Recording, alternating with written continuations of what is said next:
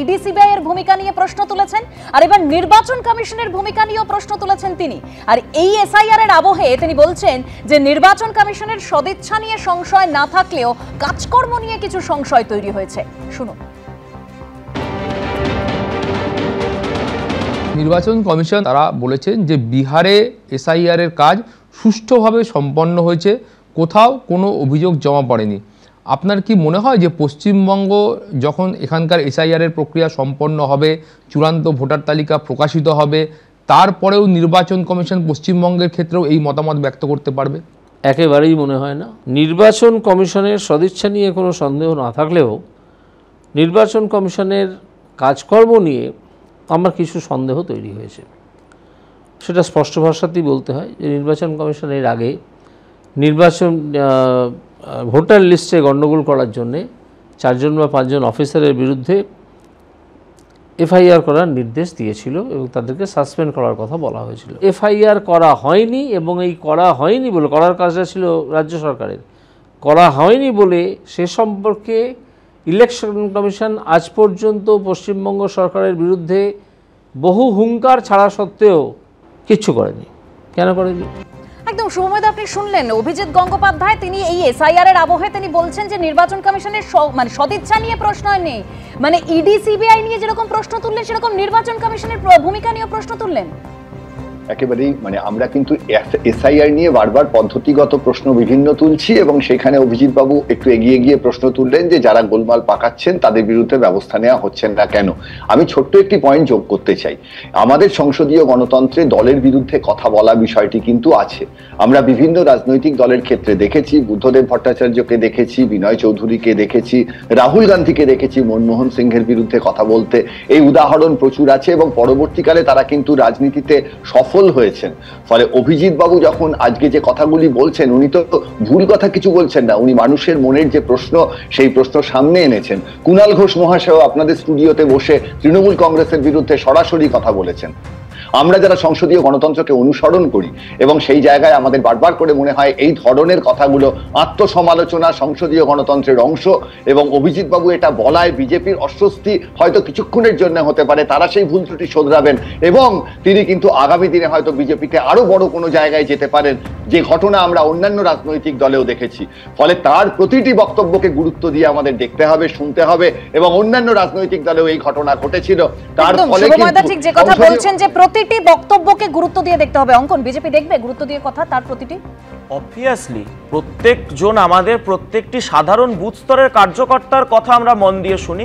তো উনি তো একজন নির্বাচিত জনপ্রতিনিধি সাংসদ এবং উনি যে যে কথাগুলো বলছেন সেই কথাগুলোর মধ্যে তো আমাদের বহুবার আমাদের রাজ্য সভাপতি বহুবার সেই ব্যক্ত করেছেন সেই মানে চিন্তা যে ইডি সিবিআই এর গতি যে মন্থর, সে নিয়ে কি আমাদের শ্রমিকদা বলেননি?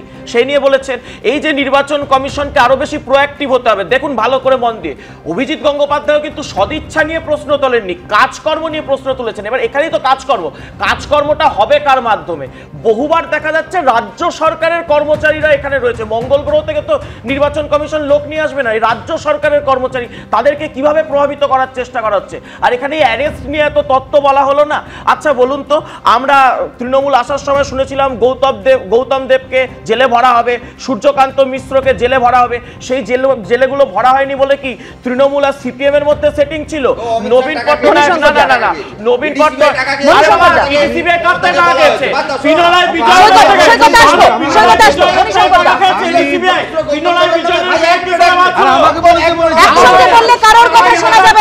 আমি অঙ্কন সৈকত দুজনকে থামালাম। মণিশঙ্কর, আমি বলছি যে দেবস্মিতা দেখবে যে কিছু কিছু ইন্ডিপেন্ডেন্ট বডি থাকে, যে সৌম্যদার সঙ্গে আমি একটা শুধু ডিফার করছি, মানে এই যে ইন্ডিপেন্ডেন্ট বডিগুলো সত্যি সত্যি যখন কোনো পলিটিসাইজ হয়ে যায়, কোনো পলিটিক্যাল লোকের হয়ে কাজ করে, তখনই প্রবলেমটা হয়।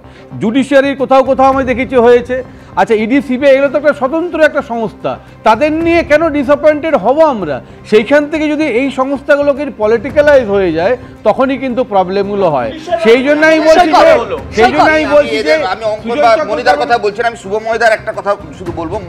শুভময়দা বললেন যে বিজেপি তার ভুল শুধরে নেবে। আমি বলছি শুভময়দা, এটা বিজেপির ভুল না, এটা আরএসএস এর ঘোষিত অবস্থান। গোটা দেশে সবচেয়ে বেশি মন্দির পশ্চিমবাংলায় মমতা ব্যানার্জি করেছে, সরকারের টাকায় বিজেপি সরাবে না, বিজেপি সরিয়েছে। এই এক কথা আমরা বলতে যে কেজরিওয়ালকে কখনো সরাবে না, কারণ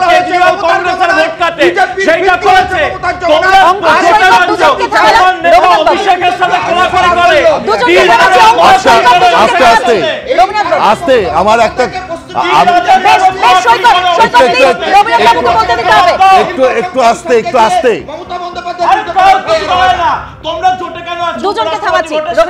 হ্যাঁ, আমি যেটা বলতে চাইছি যে শুভময় যেটা বললেন আমিও তো মনে করি যে উনি আয়না তুলে ধরেছেন এবং উনি যে কথাগুলো বলেছেন খুব সত্যি কথা বলেছেন, অনেক দেরিতে হলেও সত্যি কথা বলেছেন। কিন্তু তার সঙ্গে একই সঙ্গে আমি মনে করি যে যেহেতু উনি একটি দলে আছেন, সেই দলের এমপি হয়ে গেছেন, উনার কিন্তু বাইরে এই মতটা প্রকাশ করা উচিত ছিল না। উনার যা কিছু বলার দলের মধ্যে বলা উচিত ছিল। আমিও মনে করি যে বাঙালি রাজনীতিকে বুঝতে এখনো বিজেপি পারেনি, তাই এখনো কোনো একটা পুজোর নামে হঠাৎ করে মাছ খাওয়া বন্ধ করে দেয়। মাছ খাওয়া বন্ধ হলে না বাঙালি খেপে যাবে।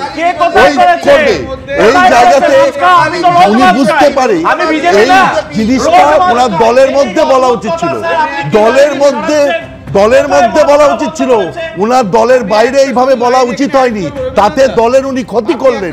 এই ক্ষতিটা ওনার করা উচিত। এতক্ষণ ধরে যে আলোচনা হচ্ছিল এটা বলতেই হয় যে ভোট বড় বালাই, কারণ একদিকে এসআইআর নিয়ে সংঘাত একেবারে চরমে পৌঁছেছে, আর দেখুন সেই ভোটের আগে বঙ্গ রাজনীতিতে আবার মনীষী নিয়েও সংঘাত, বঙ্কিমচন্দ্র রবীন্দ্রনাথ নিয়েও সংঘাত। কেন্দ্রের বঙ্কিমচন্দ্রের পাল্টা তৃণমূলের হাতিয়ার রবীন্দ্রনাথ ঠাকুর। দেশ জুড়ে বন্দে মাতারামের সার্ধশতবর্ষ পালন করছে কেন্দ্র। স্বাধীনতা সংগ্রামে বঙ্কিমচন্দ্র চট্টোপাধ্যায়ের বন্দে মাতারামের গুরুত্ব অপরিসীম। বন্দে মাতারাম নিয়ে বছর জোড়া উৎসবের সূচনা করে জানিয়েছেন প্রধানমন্ত্রী।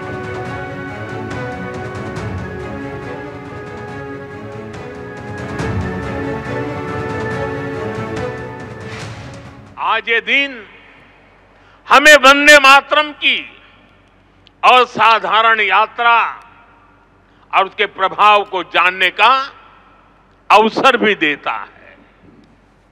जब सन 1875 में बंकिम बाबू ने बंग दर्शन में वंदे मातरम प्रकाशित किया था, तो कुछ लोगों को लगता था कि ये तो केवल एक गीत है, लेकिन देखते ही देखते वंदे मातरम भारत के स्वतंत्रता संग्राम का कोटि कोटि जनों का स्वर बन गया।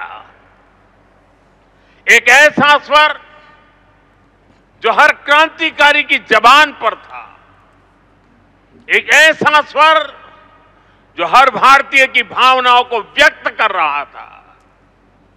आप देखिए, आजादी की लड़ाई का शायद ही ऐसा कोई अध्याय होगा जिससे वंदे मातरम किसी न किसी रूप से जुड़ा नहीं था। অর্থাৎ প্রধানমন্ত্রী নরেন্দ্র মোদী যখন তিনি বছরভর বন্দে মাতারাম নিয়ে অনুষ্ঠানের সূচনা করলেন, তখন আবার তৃণমূলের হাতিয়ার রবীন্দ্রনাথ ঠাকুর। সাংবাদিক বৈঠকে বিজেপির বিরুদ্ধে বিভাজনের অভিযোগ করছে তৃণমূল। বঙ্কিমচন্দ্র রবীন্দ্রনাথের মধ্যে বিভাজন করছে বিজেপি, অভিযোগ করেছেন শিক্ষামন্ত্রী ব্রাত্য বসু। বন্দে মাতারামের 150 বছর পালিত হচ্ছে, জনগণমনর 125 বছর পালন করবে তো বিজেপি। সাংবাদিক বৈঠকে প্রশ্ন শিক্ষামন্ত্রী ব্রাত্য বসুর। যদি 1911 সালে এই গানের জন্ম হয়ে থাকে, তাহলে এই মুহূর্তে মানে 125 বছর জনগণমনর সেটা কি বিজেপি পালন করবে? আমি এটা পরিষ্কার জানতে চাই। বন্দে মাতরমের 150 বছর তারা করছেন, খুব ভালো, কিন্তু রবীন্দ্রনাথের সঙ্গে বঙ্কিমের এই লড়িয়ে দেওয়ার অপপ্রয়াস, বঙ্কিমকেও কিন্তু ফাইনালি আমি বলছি যে বঙ্কিমের ক্ষেত্রে এই ন্যারেটিভ আছে, বিবেকানন্দকে নিয়ে যে অস্বস্তি বিজেপির আছে, বঙ্কিমকে নিয়েও আছে, সেটাও কিন্তু আগামী দিনে প্রমাণিত হবে। বঙ্কিম এবং রবীন্দ্রনাথকে যে প্রতিতুলনা তারা করতে চাইছে, এটা বঙ্গজাতি মেনে নেবে না। আমি বঙ্কিমের ক্ষেত্রে বঙ্কিমের ন্যারেটিভ তারা বন্দে মাতরমকে বড় করছে, করুক, সে নিয়ে আমাদের কোনো আপত্তি নেই, কিন্তু জনগণমনকে ছোট করার ক্ষেত্রে তাদের একটা বাড়তি প্রয়াস লক্ষ্য করা যাচ্ছে। অনেক স্কুলেই গাওয়া হয়, মানে ভারতবর্ষের অনেক রাজ্যেই রাজ্য সঙ্গীত গাওয়া হয় স্কুলে, তা বাংলার ক্ষেত্রে আপত্তি নেই কেন? বাংলাকে কোণঠাসা করার চেষ্টা কেন? রবীন্দ্রনাথের নাম শুনলেই হা হা করে উঠে ওটা কেন? রবীন্দ্রনাথের লেখা শুনলেই আপত্তি করা কেন?